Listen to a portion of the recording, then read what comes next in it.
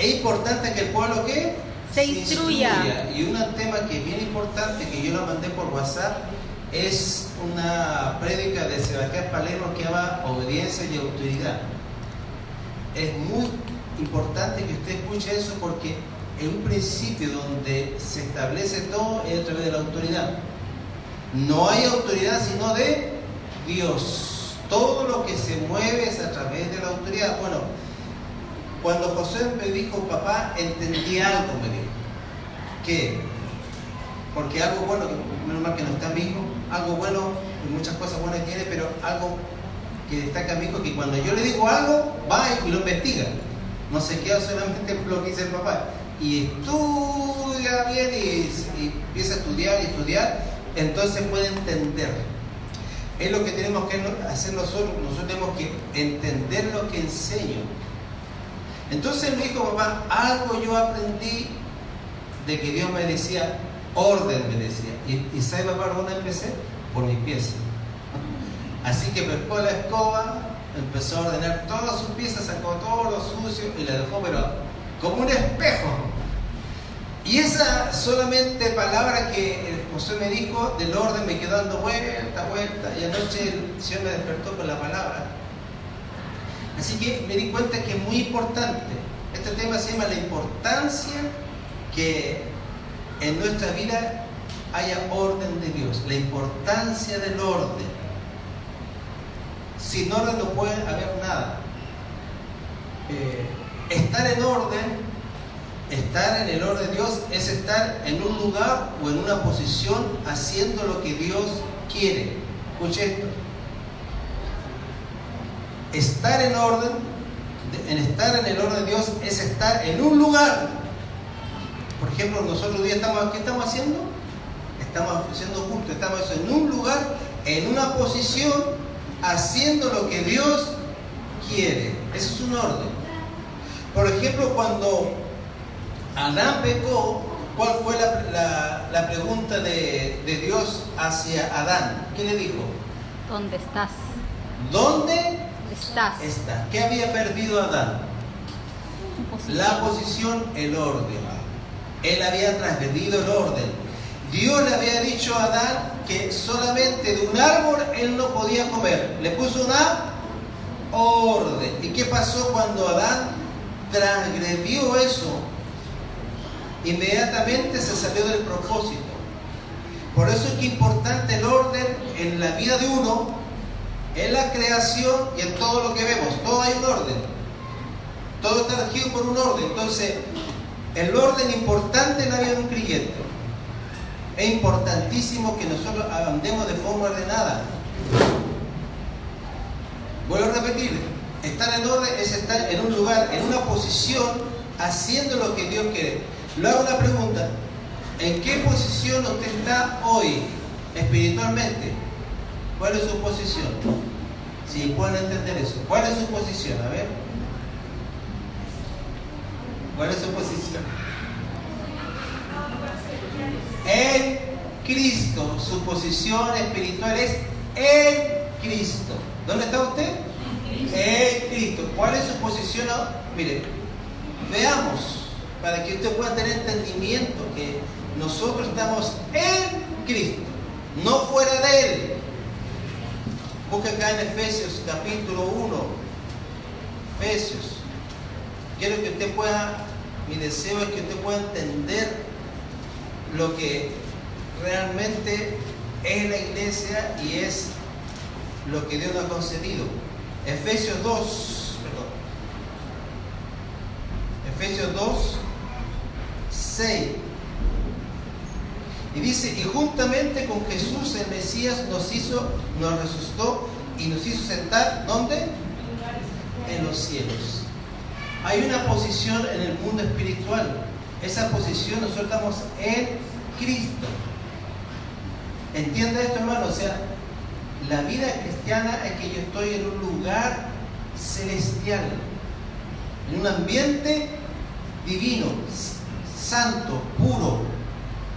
¿Qué me puso ahí? Cristo. Entonces, cuando yo me salgo de ese ambiente espiritual y ando en mi carne, salgo de mi posición espiritual y entro en mi posición caída, que es la carne. Por eso, hermano, que cuando usted y yo andamos en la carne, andamos haciendo cosas que no debemos. Busque Gálatas capítulo 3 para que pueda entender esta verdad. Perdón, Gálatas capítulo 5. Porque andar en Cristo es andar en la nueva creación. En la nueva creación. Usted repite conmigo: yo soy una nueva creación. Pero pastor, yo sigo siendo gordito, peladito, no sé. No, está hablando del hombre espiritual. Usted, dentro de usted hay un espíritu nuevo, sin arrugas. Wow. Digan wow las mujeres. Ese ser está posicionado en lugares celestiales. Ahí estamos nosotros. Por eso que la vida cristiana no empieza en la tierra. ¿A dónde empieza la vida cristiana? En el cielo. Allá empieza la vida cristiana. Por eso, hermano, que cuando estamos adorando podemos entrar a la presencia de Dios. ¿Y dónde está Dios? ¿En la tierra? ¿Dónde está Dios? En el cielo, en un ámbito espiritual. Por eso que yo puedo entrar a ámbitos espirituales, y hay algunos hermanos que pueden ver ángeles, hay algunos hermanos que pueden tener visiones, porque entramos en un ámbito espiritual. Esa es mi posición espiritual, que yo tengo que cuidarla. Pero ¿qué pasa? Que cuando yo ando en mi carne, busca aquí en Gálatas capítulo 5, verso 19, yo creo que todos debemos saber de alguna manera este versículo. Y evidentemente son las obras de la carne. ¿Y cuáles son? Fornicación, impureza, lascivia, idolatría, hechicería, hostilidades, contiendas, celos, enojos, rivalidades, disensiones, herejías, envidias. ¿Se da cuenta que ahí está hablando de la carne? Esa es la posición caída. Y a veces, hermanos, nosotros andamos en la carne. ¿Por qué? Porque andamos, como dice ahí, con celos. Ando enojado todo el día. Entonces yo salgo de mi posición espiritual y entro en una posición de caída, rivalidad, disensiones, herejía, envidias. Entonces, hermanos, es muy importante que sepamos que cuando yo ando idiota, enojón, ¿estoy dónde? En mi carne. Y dice la Biblia que la carne no hereda el reino de los cielos. ¿Qué es lo que hace el diablo? Te saca de la posición espiritual y te pone a un nivel humano. Y ahí, hermanos, somos vulnerables a que el diablo nos toque. Importante esto, hermano. No es cosa de que es un conocimiento, porque si yo ando en mi carne, yo me expongo a que el diablo pueda tener un contacto conmigo. Acuérdense que dice que el diablo anda buscando a quién devorar. ¿Y qué es lo que devora el león? Carne. Entonces es peligroso andar en la carne, hermano, porque inmediatamente el diablo nos lleva a sus terrenos. Y si usted va a luchar con el diablo en la carne, usted está perdido. ¿Qué tiene que hacer usted? Crucificar el hombre viejo y posicionarse espiritualmente en Cristo. ¿Qué es lo que hace la alabanza? Nos posiciona en esos lugares, ¿o no? Cuando usted está alabando al Señor, usted siente que su espíritu se eleva, no sé, y puede tocar a Dios, y puede escuchar a Dios, porque abrimos un ambiente espiritual. No lo vemos, pero lo percibimos. Es como el viento. El viento, usted ve el viento, ¿no? Pero lo percibe. Las cosas de Dios, ¿qué cosas se perciben? Nosotros tenemos que desarrollar la sensibilidad espiritual, percibir los vientos de Dios, los moveres del Espíritu, porque Dios tiene un movimiento. ¿Me entiende usted o no? Dios tiene un movimiento. Busquen Juan capítulo 3. Por eso, hermanos, que la vida cristiana no es una vida estática. La vida cristiana no es una vida estática. Dios no te mandó a estar sentado sino te llamó a hacer cosas. Pero para hacer tú tienes que ser primero. Es un tema que es importante. Juan capítulo 3 dice así, verso 8. Juan 3:8. El Espíritu sopla donde quiere y oye su sonido, pero no sabe de dónde viene ni hacia dónde va. Así es todo aquel que ha nacido del Espíritu. ¿Entiende usted lo que quiso hablar Cristo? O sea, que cuando el Espíritu Santo le dice ahora, y cuando el Espíritu Santo dice ahora no, anda para allá. ¿Me entienden? Porque somos guiados. ¿Cuántos de los que están acá son guiados? ¿Tiene usted la guía del Espíritu? A veces se nos pierde, ¿no? ¿Y sabe cuándo se nos pierde? Cuando andamos en la carne. No sé para dónde voy y me ofusco, me pongo idiota. Todo lo malo se empieza a manifestar. ¿No le ha pasado a usted eso, no? A mí me pasa. Si le estoy hablando porque me pasa. Pero ¿qué tengo que hacer yo? Inmediatamente negar al hombre viejo para que el Espíritu que está dentro de mí se una al Espíritu de Dios. ¿Y sabe lo que provoca eso? Vida. Cuando Jesús dijo, yo he venido para que tengan vida y vida, esa palabra vida viene del griego zoe, que significa vida espiritual. No es la vida almática, no es psique. Entonces saben que la palabra psique significa alma y la palabra zoe significa vida espiritual. Entonces cuando Cristo dijo, yo he venido para que tengan vida y vida espiritual en abundancia. Por eso que en Juan capítulo 7 dice, Juan capítulo 7, verso 37, Juan 7, 37. En el último día, el más grande de la fiesta, Jesús se puso en pie y alzando la voz dijo, si alguno tiene sed, venga a mí y beba. El que cree en mí, como dijo en la Escritura, de su vientre fluirán ríos de agua viva. ¿Qué es lo que usted tiene dentro de usted? Una fuente. Por eso a veces digo a los hermanos, ¿cuál es la fuente? A veces cuando usted se mete a googlear, ¿cierto? Y ve cosas, digo, ¿cuál es la fuente? Hay que ver la fuente, porque si la fuente está mala o está chueca, ¿qué va a pasar? Si a usted le dice que paracetamol es bueno para crecer el pelo y una mentira, y usted no cree eso, ¿qué va a hacer? Va a usar el paracetamol y se lo va a echar acá para crecer el pelo. ¿Me entiende? Entonces a veces nosotros bajamos cosas de internet y pensamos que son verdad, y muchas veces no son verdad porque la fuente es equivocada. ¿Me entiende usted o no? Entonces cuando yo voy a la fuente, que el Espíritu Santo dice que de mi interior, diga, de mi interior, no de afuera. Ponga atención en esto, hermano, porque a veces nosotros esperamos que afuera venga cuando ya está dentro. ¿Me entiende usted? En el antiguo pacto todo era externo, todo era a través de la vista, pero en el nuevo pacto es del Espíritu. Por eso muchas veces hay cosas que no entendemos. ¿Sabe por qué? Porque algo es espíritu. ¿Usted cómo explica lo espiritual? A veces no tenemos palabras, ¿cierto? El otro día fuimos a ver un hermano que tiene manifestaciones proféticas. Yo vi un ángel, dice, de 5 metros, era entero de oro, brillaba con unas luces, su aspecto era fiero. ¡Wow! Imagínense. ¿Qué estaba viendo el mundo? Espiritual. Entonces, hermano, nosotros a veces entramos en ambientes espirituales sin darnos cuenta, pero a veces entramos en ambientes espirituales demoniados. Si usted va al cementerio, usted va a entrar ¿a qué ambiente?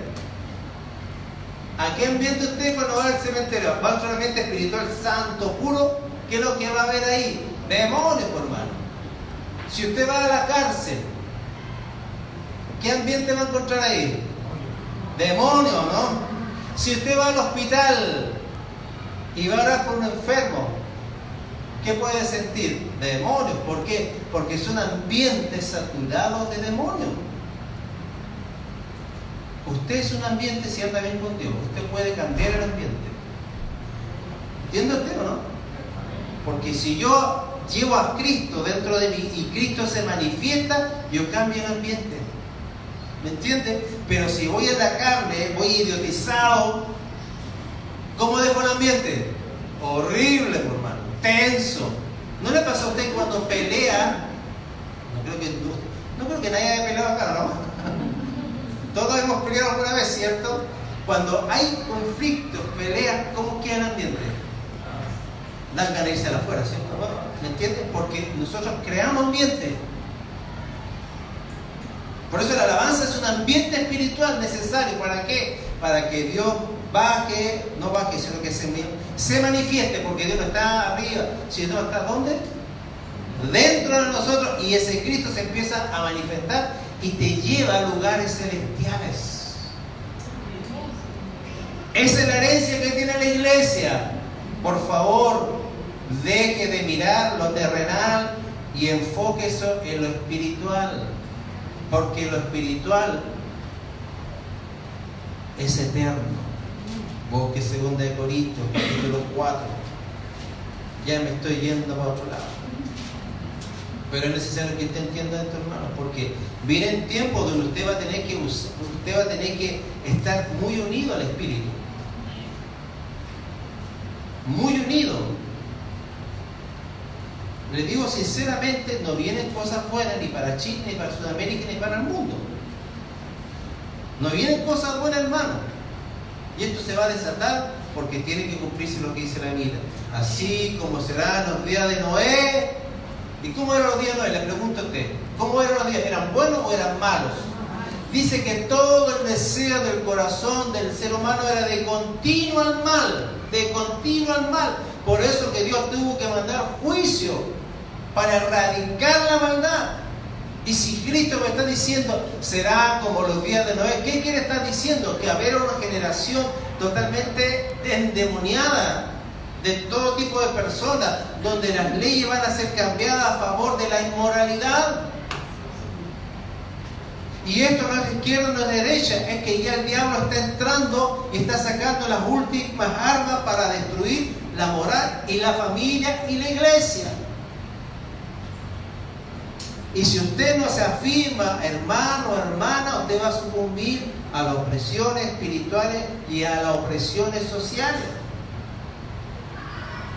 La iglesia dice que es columna y baluarte de la verdad. El único impedimento que tiene el diablo para desatar todas sus maquinaciones, ¿qué es lo que es? La iglesia.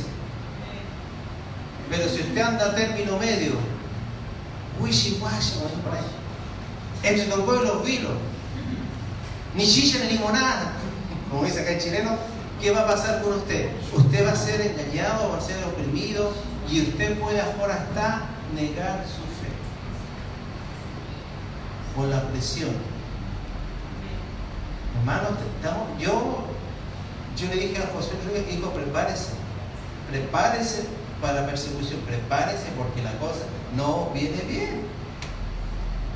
No viene bien, y esto está en todo el mundo, hermano. Las leyes, la ONU y todo ese asunto, es el poder, es el espíritu del anticristo que está detrás de todas estas leyes. El espíritu del anticristo ya está, y está en los lugares de autoridad para que todo el mundo entre en un sentir, en una misma onda.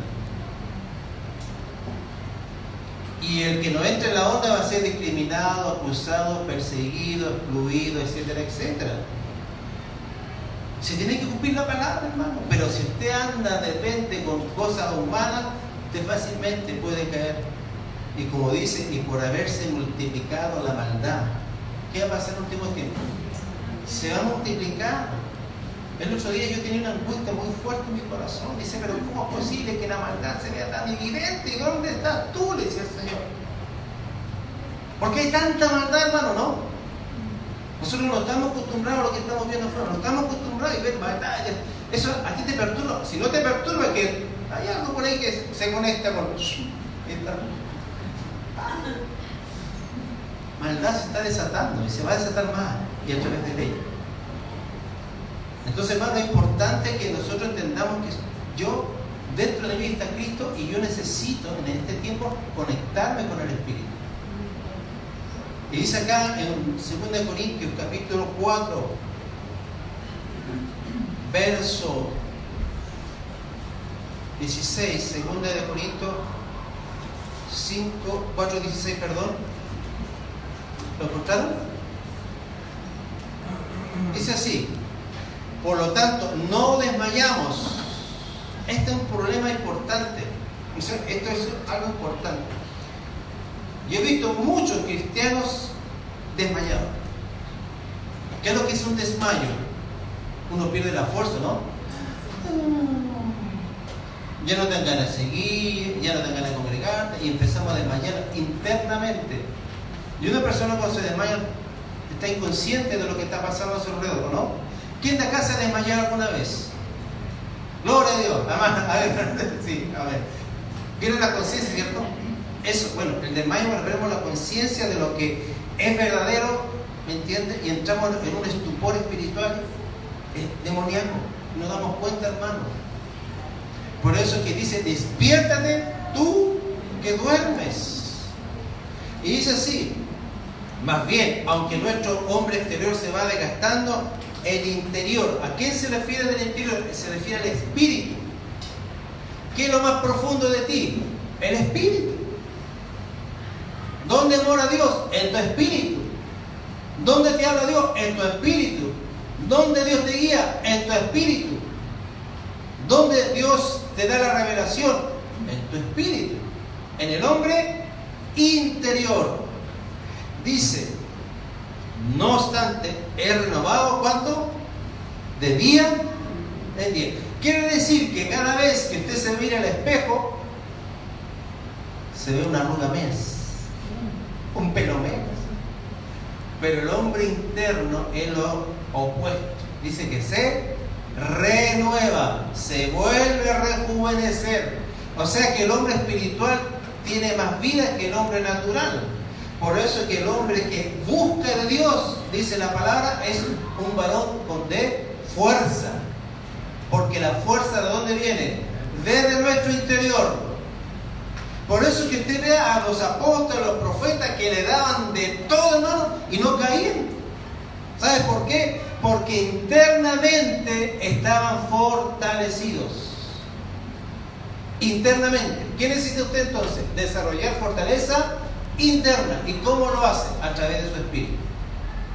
El espíritu es el poder de Dios, es la manera de que Él nos levanta. Dice: porque esta leve tribulación momentánea, ¿cómo Pablo describe? Esta leve. Leve, dices, wow.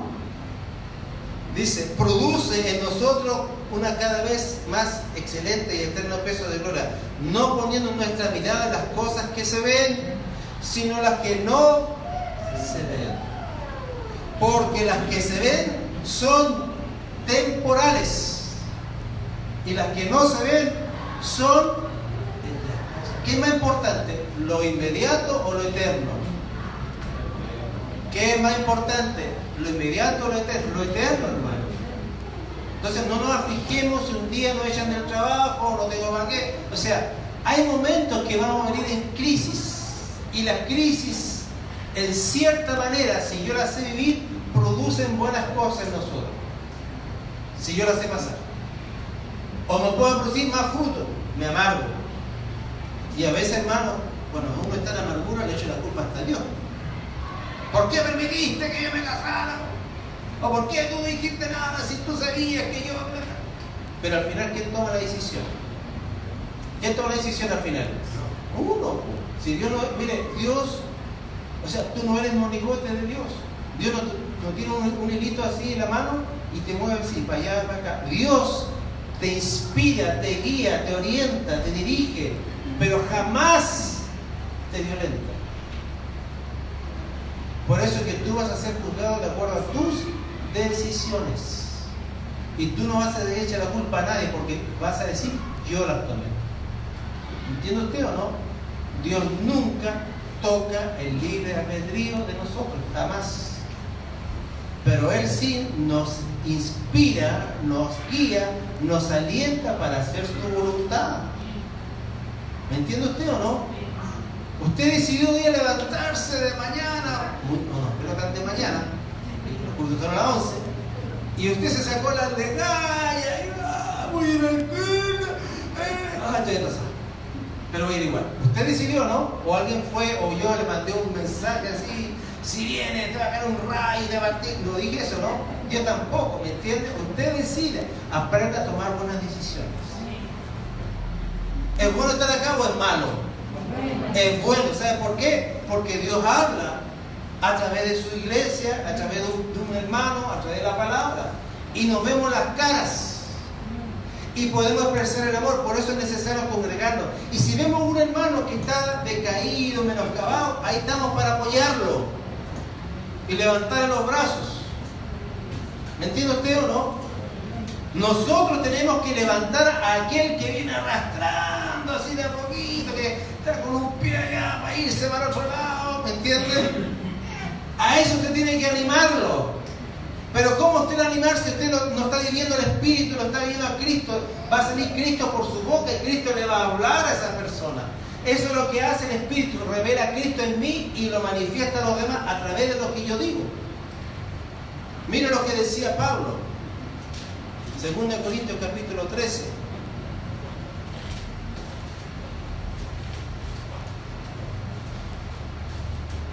Segunda de Corintios capítulo 13, verso 3.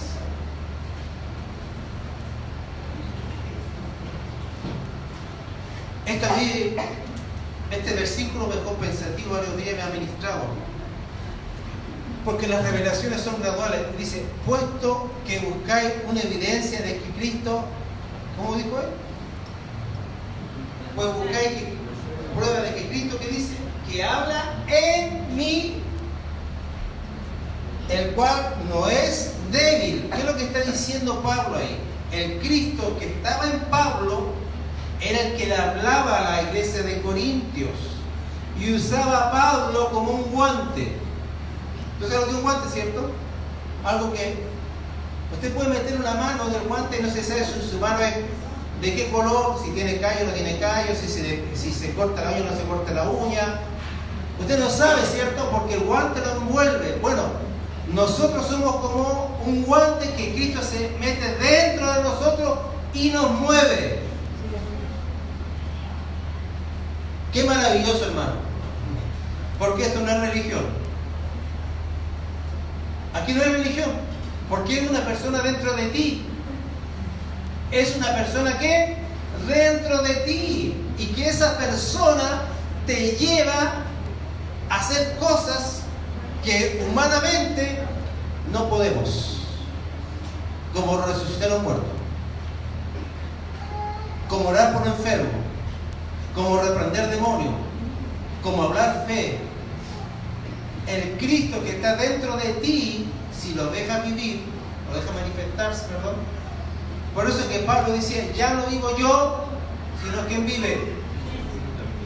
¿Quién vive? ¿Dónde? En mí. Ahora, déjalo que hacemos. Hay una alabanza así. ¿Qué tiene que hacer usted? Que ese Cristo usted pueda manifestarlo. ¿Sabe por qué muchas veces ese Cristo no se revela, no se muestra en nosotros? Porque estamos envueltos en una carne, la carnecita, esa manera de pensar, esa manera de relacionarte, esa manera de expresión, muchas veces carne. Y para que Cristo se manifieste totalmente, plenamente, tiene que haber muerte en nosotros. Busque 2 Corintios capítulo 4. Todavía no entra el tema, hermano. Pero es necesario que usted aprenda estas verdades espirituales, porque la iglesia tiene que saber que es la herencia que Dios nos ha dejado. 2 Corintios capítulo 4, verso 10. 2 Corintios 4:10, llevando en el cuerpo siempre por toda parte, ¿qué cosa? La muerte de Cristo, para que también la vida del que está dentro de ti sea manifestado en nuestro cuerpo. De manera, verso 11, porque nosotros los que vivimos somos entregados constantemente a la muerte por causa de Jesús, para que también la vida de Jesús sea manifestada en nuestra carne mortal. Acuérdase que Pablo dijo, sed imitadores de mí, porque yo imito ¿a quién? El Cristo que estaba dentro de Pablo, él lo seguía. Y lo que la gente veía no era Pablo. ¿Quién era? Cristo. ¿Qué es la vida cristiana? Tener al Hijo y manifestar al Hijo. ¿Me entiende usted o no? No es que yo sea un orador, un adorador, un predicador de largas horas, adorador, no es eso. La vida cristiana es manifestar al Hijo que está dentro de ti. Pero para que ese Hijo se manifieste, dice la Biblia, que es necesario que haya muerte a tu yo. Por eso, hermano, y le vuelvo a repetir, y le vuelvo a encarecer, yo he visto pocos hermanos que viven eso. Porque la mayoría andamos en la carne y manifestamos todo nuestro ser. Y si algo sale de Dios, es así, bueno, ¿me entienden? Le hablé algo hermoso y volvió a entrar. ¿Qué tenemos que aspirar? A morir. Aleluya. ¿Cuántos quieren morir? Yo no quiero que nadie quiera morir acá. Pero no estoy hablando de muerte física. Estoy hablando de la muerte de tu yo. Por eso es el problema de la iglesia hoy en día. Hoy día la iglesia hacen campamento, hacen congreso, hacen oración, hacen escuela, vienen apóstoles, vienen profetas y todos empezamos. Pero ¿quién realmente está haciendo lo que Cristo pidió en su palabra? Es un puñado de personas. Se lo digo sinceramente. La mayoría cree con ir a congresos, lo que sea, se llenan la cabeza de conocimiento, así que los cabezones más que yo, y no manifiestan vida de Dios. ¿Qué es lo que Cristo quiere hacer en este tiempo? Que la iglesia se asemeje a Cristo. Que la iglesia tenga el carácter, la paciencia de Cristo. Porque Él es la cabeza, no es el pastor. Y es una meta, y es un llamado, y es una meta, y es algo muy grande, hermano. Porque sabe usted que cuando Dios te dice que tienes que negar tu carne, casi todos fracasamos ahí, ¿o no? ¿O no? Y dice, no, prefiero mejor no sigo, no, es que me cuesta, y empezamos a llenarnos de excusas, que es muy difícil, que me dejaron solo, es que otra vez lo mismo, me empezamos a llenarnos de excusas, hermano. Y Cristo dice, para eso vine. Hermano, un día usted va a resucitar y yo voy a resucitar, y en base a sus obras Dios lo va a recompensar. Y yo prefiero empezar a morir ahora para poder resucitar en el milenio. ¿Me entiende usted? Yo espero, hermano, morir, y me cuesta morir. ¿O a usted no le cuesta? ¿Le cuesta morir o no? ¿A quién no le cuesta? Levante su mano. A todos nos cuesta, hermano. A mí me cuesta morir. Ya he muerto al manejar, ya vencí. Ya no me enojo cuando la gente se mete aquí. Ya, ¿qué pasa? Pero al principio, hermano, tenía que relajarme. Hay que descubrir que estaba mi carne, ¿me entiendes? Inmediatamente mi carne. Ya vencí, ya ando tranquilo, callado.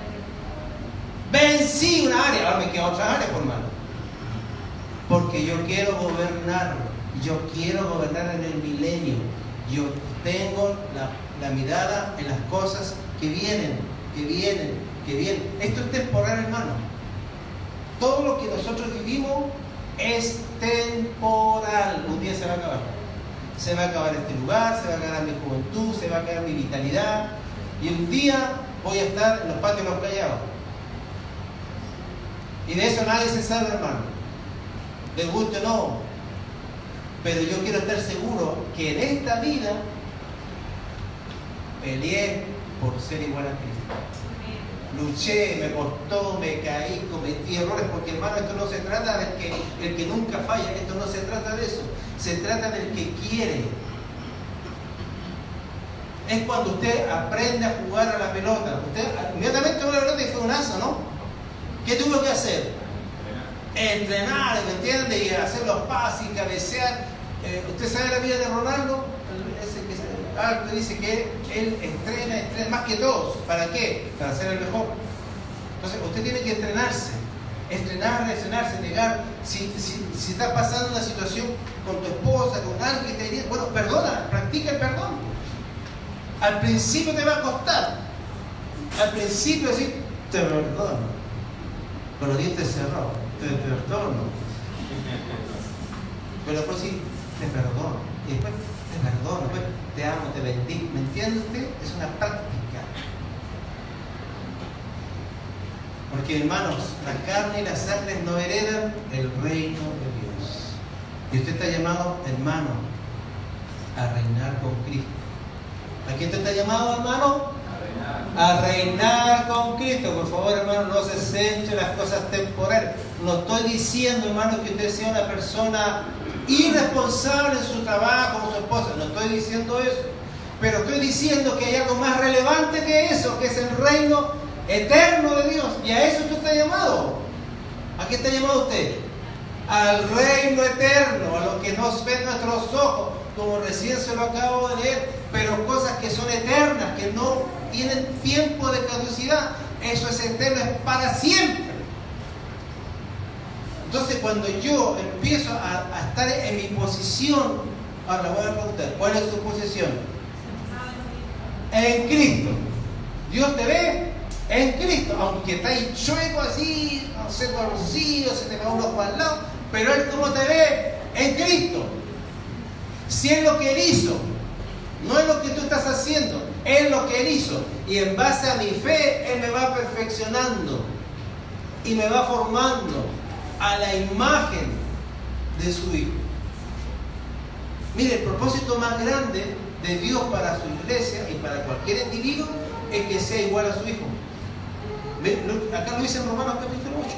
Romanos capítulo 8, para que no me quede mirando con esos ojitos. Es un propósito. ¿Usted sabe lo que es un propósito?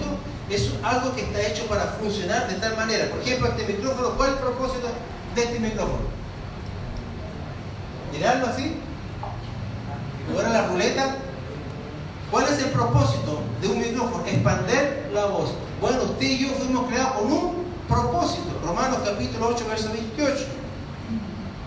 Y sabemos que los que aman a Dios, todas las cosas ayudan bien para los que son llamados conforme a su propósito.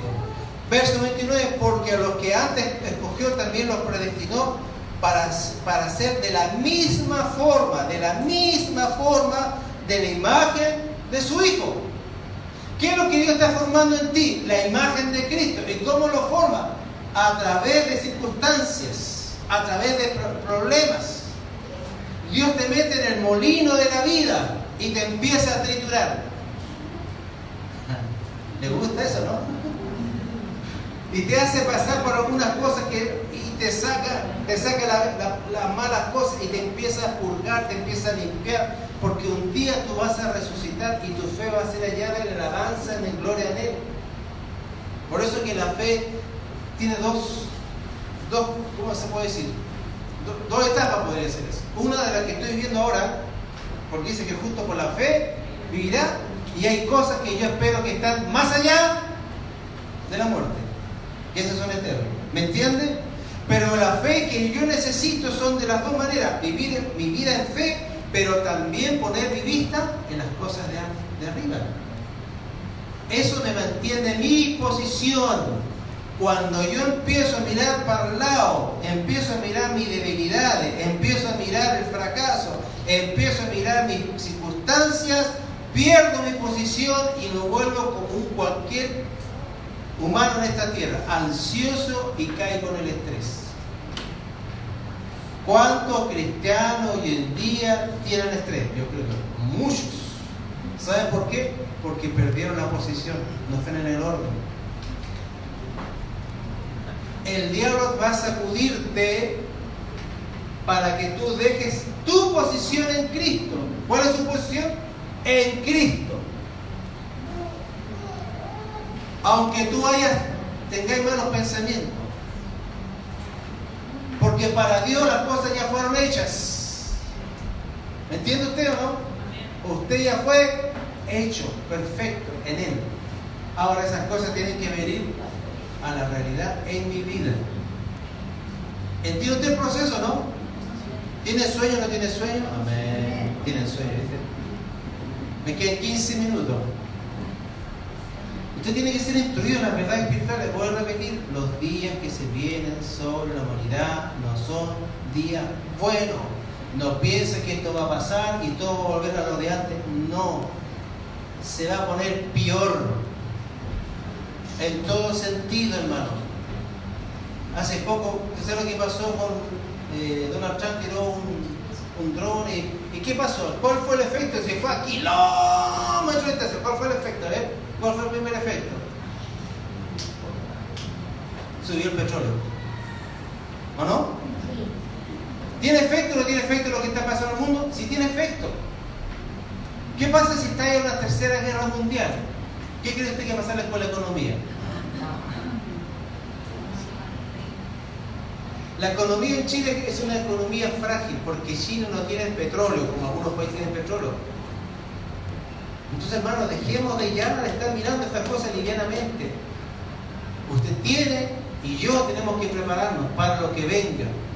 Tenemos que estar sólidos en mi posición en Cristo. Yo soy nueva criatura, las cosas viejas pasaron. Si el diablo te ha dicho, tú eres tonto, eres torpe, eres aquí, no. Yo soy nueva criatura. Aunque a usted de repente le vengan los malos pensamientos, porque esa es nuestra humanidad, pero en el Espíritu de Dios, usted es una nueva creación.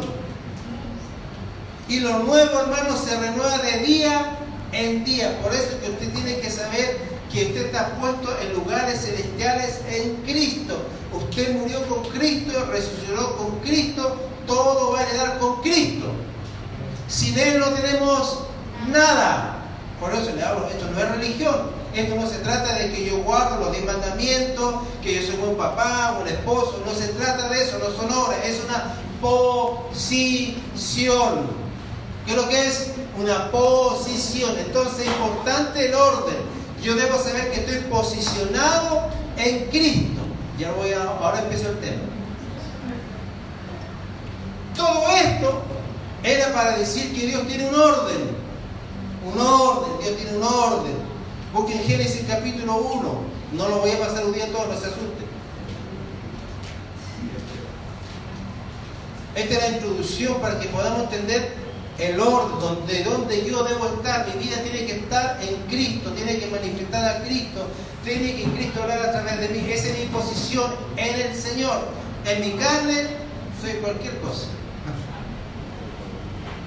Génesis capítulo 1. Versículo del 2 al 3. Pero la tierra llegó a estar desolada y vacía, y había tinieblas sobre la faz y el abismo, y el Espíritu de Dios se cernía sobre la faz de las aguas. Entonces dijo Elohim, haya luz. ¿Qué puso Dios ahí? Un orden. ¿Qué es lo que había pasado antes? Miren, en el verso 2 de Génesis 1:2 dice que pero la tierra llegó a estar desolada. O sea que la tierra no fue creada desordenada. Algo pasó. Algunos dicen que es la caída de Lucifer que trastornó toda la creación. Puede ser eso. Pero acá vemos que la tierra estaba desordenada, desolada, vacía. Y había tinieblas sobre la faz del abismo y el Espíritu de Dios se cernía sobre la faz de las aguas. Entonces dijo Dios, haga luz y hubo luz. ¿Qué es lo que Dios empezó a hacer? Empezó a dar un orden. Dios es Dios de orden, no de desorden. Por eso es cuando hay desorden en el matrimonio, hay desorden en tu alimentación, ¿qué va a pasar? ¿Va a venir algo bueno o algo malo? Algo malo, porque Dios estableció un orden. Por eso, hermano, hoy día le damos gracias a Dios a la tecnología. Debemos saber qué estoy comiendo, porque a veces nos echamos cualquier cosa en la boca, ¿cierto? Y está comprobado que casi todo el día está con azúcar, y el azúcar nos hace adictivo al azúcar, y el azúcar nos lleva a tener enfermedades, ¿o no? Entonces ahí yo debo entender que debo cambiar incluso el orden de mi alimentación. guapa, ¿por qué vino un día? Esa salchipapa no puede comer. No, usted es libre de decidir. Yo le estoy diciendo que usted es el que gobierna su cuerpo. Pero si usted quiere llegar, ¿cuántos acá quieren llegar a los 80 años, pero bien parado, bien sanito? Ya. Cambio de alimentación. Porque usted puede ser un hombre de Dios, una mujer de Dios, usted puede orar, no sé, profetizar, pero si usted está comiendo cosas tóxicas que a la larga van a traer enfermedades, usted va a tener una vida muy corta. Muy corta, hermano, y no va a ser responsabilidad ni del diablo, que le echamos culpa de todo, sino va a ser de nosotros. ¿Y cuesta, hermano, o no? ¿Le cuesta dejar el pan? Ay. Esa es mi lucha, esa es mi otra lucha. Yo estoy luchando para dejar el pan, ¿no? Porque con mi esposa está pasando una situación un poco delicada de salud, bueno, ella no ya. Ella me decía, y se puso a investigar, que el pan tiene una sustancia que provoca enfermedades, que antes le echaban yodo y ahora no sé qué, otra sustancia le echan al pan. Y eso está enfermando al mundo. ¿Qué tenemos que hacer? Cambiar nuestra alimentación. Eliminar todo lo que es azúcar. Y aunque nos duela, aunque me retuerce la guatita comiendo nada. ¿Por qué? Porque yo quiero llegar bien. Cuando Dios sacó a Israel de Egipto, también le puso un orden, le puso un decálogo, los 10 mandamientos, ¿se acuerdan, no? Entonces, mire, Dios ordena la creación, Dios ordena a su pueblo en base a ¿qué? A palabra. Dios quiere un orden. Por eso que siempre usted tiene que buscar un orden en las cosas. Ahí está Dios. Como no voy a terminar, voy a dar el último versículo, un versículo acá que para mí es muy importante, porque es un tema un poco largo este. Busque Job capítulo 3, 19. Mire lo que pasa cuando hay desorden.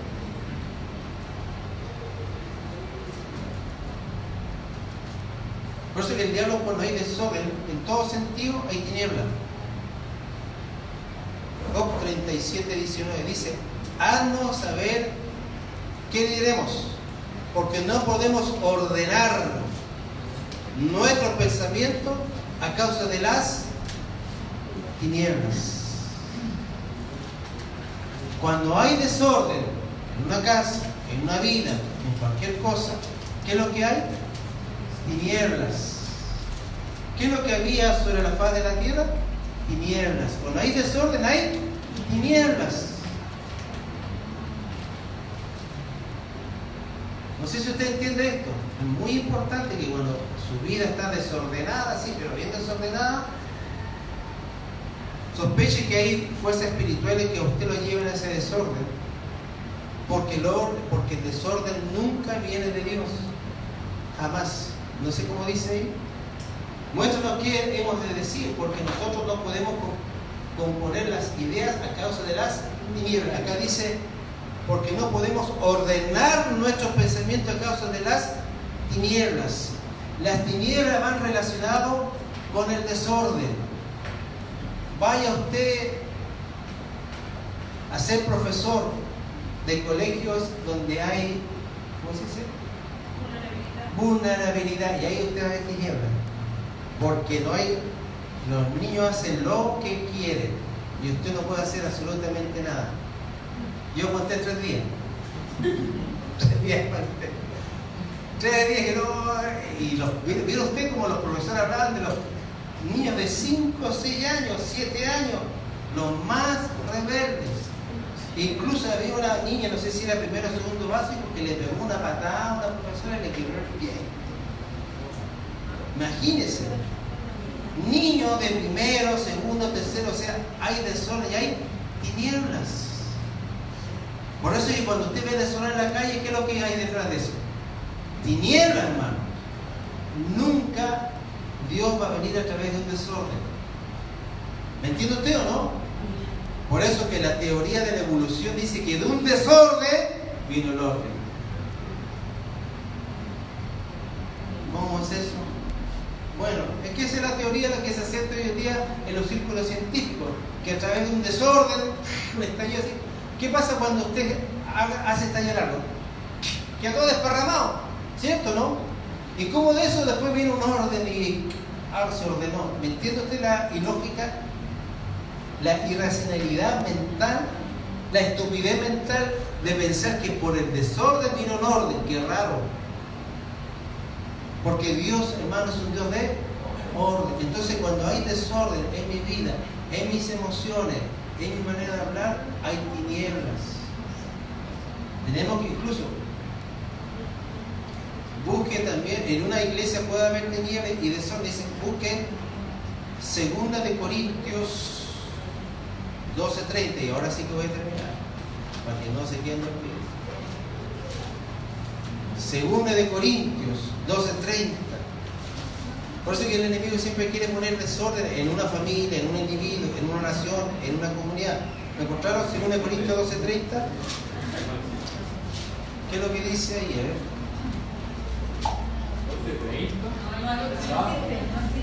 12:30. Perdón, 2 de Corintios 12:30. Perdón. ¿Cómo? 2 de Corintios 12.